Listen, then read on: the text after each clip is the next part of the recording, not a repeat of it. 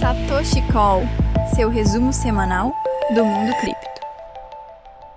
Com o mercado de olho mais nas ações de risco do que na macroeconomia, os investidores viram uma oportunidade para elevar o preço do Bitcoin. E com uma alta acima dos 7% até o momento do mês, os investidores institucionais parecem cada vez mais empenhados em manter o histórico Uptober ativo. Os detalhes, tanto da macroeconomia quanto do mercado de criptomoedas, estão no Satoshi Call desta segunda-feira, 21 de outubro de 2024, comigo, Beto Fernandes, analista de conteúdo de criptomoedas da Foxbit. Europa.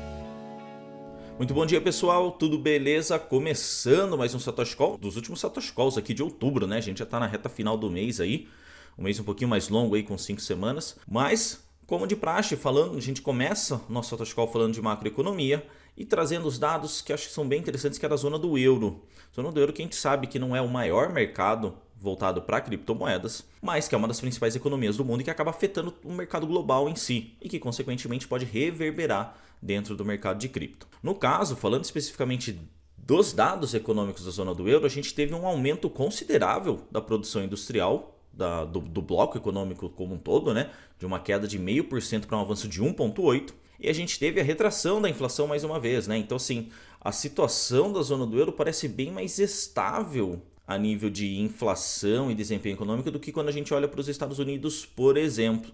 Não à toa, o Banco Central Europeu, de novo, cortou os juros em 0,25%. O que é algo aí positivo, olhando para esse cenário de que de fato a inflação está controlada e a economia está precisando dessa alta, né, desse aquecimento que ainda não está consolidado, mas que ele está começando a se desenhar nesse momento. Então, para o Banco Central Europeu, a estrada está bem mais pavimentada do que quando a gente compara com os Estados Unidos, como a gente vai ver um pouquinho mais à frente aqui.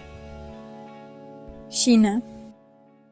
Avançando um pouco mais no globo, a gente chega na China ali, né, que tiveram dados inclusive bem recentes ainda, a gente está falando desse final de semana. Foram dados bastante importantes. Para começar, a gente está vendo algumas, não necessariamente inconsistências, né, mas a gente está vendo que a China está tentando desempenhar bem, está conseguindo, mas o mercado ainda não está convencido de que isso está numa trajetória positiva de fato, né. Então a gente teve a produção industrial do país numa alta considerável de 4,5% para 5,4% em setembro. As vendas no varejo também subiram de 2,1% para 3,2% e todos esses indicadores vieram acima do esperado, tá? E a taxa de desemprego que caiu de 5,3% para 5,1%.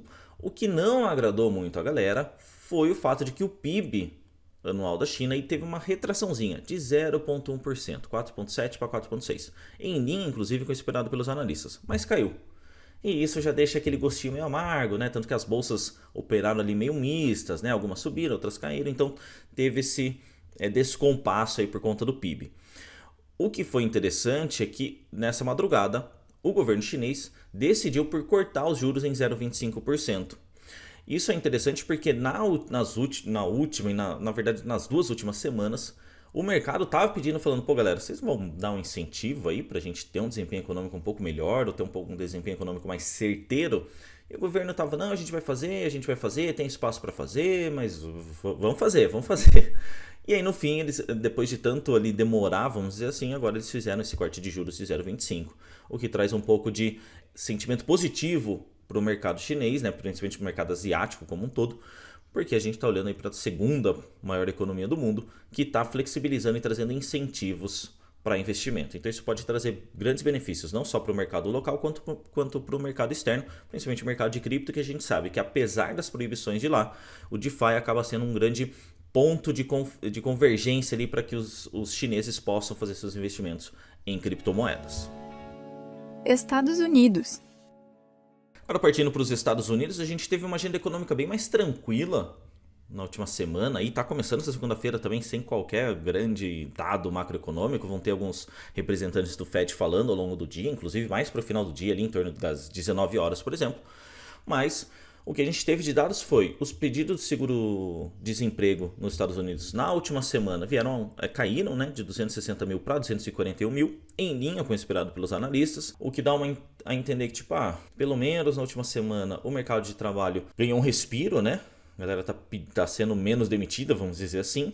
E o que chama atenção é que A venda no varejo cresceu acima do esperado, de 0,1 para 0,4% em setembro, mas a produção industrial caiu de uma alta de 0,3 para uma retração de 0,3. Ou seja, os Estados Unidos, ao contrário da Europa, como a gente falou no começo, esses dados divergentes eles estão muito mais presentes nas análises. Então, quando a gente olha que a inflação ela não está caindo tão rápido assim como os Estados Unidos gostariam, e o desempenho econômico também não está seguindo aquela maravilha toda, fica uma sensação de que beleza, o governo precisa cortar juros, mas será que nessa intensidade, será que nesse momento, será que nessa regularidade? Então o mercado em si só ele pede uma coisa, mas ele também reage de forma diferente do que ele está pedindo, porque quando ele olha para os dados ele fala, putz, talvez a gente não esteja vivendo o melhor momento para isso, mas eu preciso desses juros mais contidos.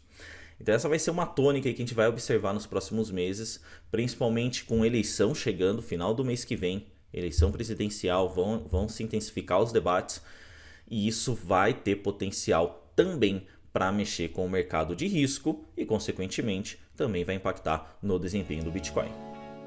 Bitcoin. Agora, especificamente sobre o Bitcoin, a gente está vendo alguns dados bem interessantes, né? A começar que a gente sempre está acostumado, né? Eu sempre comento com vocês aqui, de que o mercado cripto, quando ele está num bull market muito forte, ele tem uma alavancagem muito alta.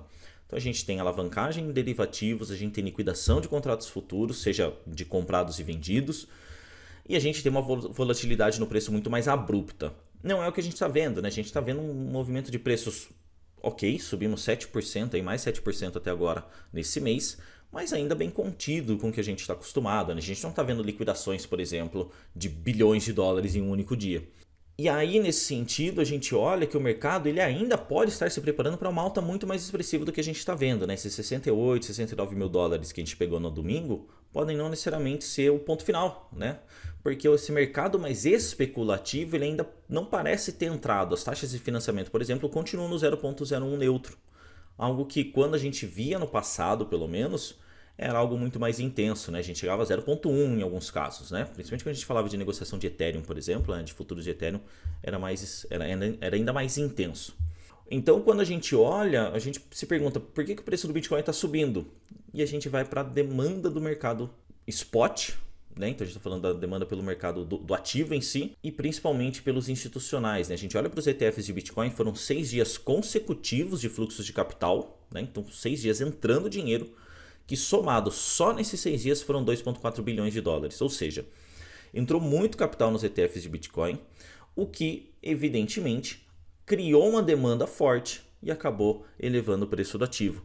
Então a gente está vendo uma subida de preços muito mais construída pela demanda do que pela especulação, o que é algo positivo quando a gente olha, talvez eu não tenha uma subida de preços agressiva em curto prazo, mas talvez eu tenha uma subida de preços prolongada, né, de maior prazo e menos intensa.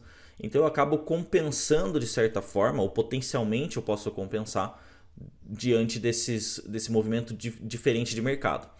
Vale destacar ainda, os varejistas eles ainda não estão com aquele fogo todo, né? Varejista eu estou falando de investidores unitários, ou até mesmo um pequeno grupo ali que se junta, né? Mas a galera mais de varejo mesmo vai comprar o Bitcoin ali, vai fazer um trade ou vai guardar mesmo, com volume menor do que, por exemplo, os ETFs. Mas a gente ainda tá, essa galera tá atuante, mas ainda não também com aquela intensidade toda. Então, quando a gente olha para isso, tem um certo espaço considerável para que uma nova demanda entre no mercado e crie esse choque de oferta e demanda. Lembrando que o halving do Bitcoin já faz isso por si só, mas depende evidentemente que o mercado também acompanhe. E a gente está vendo que o mercado institucional está acompanhando, em que o varejo pode entrar a qualquer momento. Outro detalhe importante para a gente apontar, a dominância do Bitcoin dentro de todo o mercado cripto está em 58,4% nesse momento, o que mostra que a gente está muito numa Bitcoin Season. Né? O Bitcoin está sendo o carro-chefe, principalmente puxado aí pelos ETFs, então naturalmente o Bitcoin ganha mais dominância e ele provavelmente vai ser a base aí para a gente ficar de olho e talvez as altcoins não performem tão bem quanto muitos gostariam. O que está tudo certo, a gente precisa de um mercado mais aquecido e mais especulativo para aí sim a gente começar a migrar para as altcoins. Então por enquanto a gente tem um mercado pautado fortemente pelo Bitcoin que está nessa dominância próxima ali de abril, né, no topo de abril de 2021, quando a gente estava no último bull market mesmo. Então, o Bitcoin ele está pavimentando toda essa estrutura de oferta e demanda para manter seu preço subindo.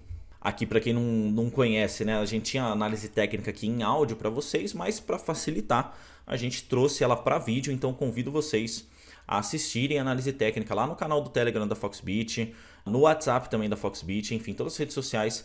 Dá uma conferida lá, vai ter toda a análise técnica dos gráficos em vídeo e em áudio para você poder acompanhar bonitinho e poder entender quais são as projeções aí que a gente está vendo para o desempenho do Bitcoin nos próximos dias. Valeu? Bom, e para a gente arrematar o nosso Satoshi Call dessa segunda-feira, a gente sempre faz aquela conclusão, né, um apanhado de tudo. E o que a gente olha de interessante é a macroeconomia, ela deu um respiro para a gente na última semana e nessa agora, né? A gente vai ter uma semana mais de respiro. Porém, a gente vai ter um pouco mais de atenção para o mercado de risco, porque as empresas, principalmente as norte-americanas, estão divulgando seus balanços corporativos trimestrais. Por exemplo, hoje, 20% das empresas que operam dentro do S&P 500, que estão listadas no S&P 500, vão divulgar seus resultados. Ou seja, a gente vai ter uma atenção no mercado muito mais para o mercado de risco atualmente do que para a macroeconomia, porque de fato os dados já estão mais, né, a maioria dos dados já foram divulgados, as mais relevantes. E isso, claro, ajuda no caso do Bitcoin, porque a atenção se volta mais para oportunidades de risco mesmo. E como a gente sempre fala, por mais que o Bitcoin seja uma criptomoeda e não opere na bolsa, por exemplo,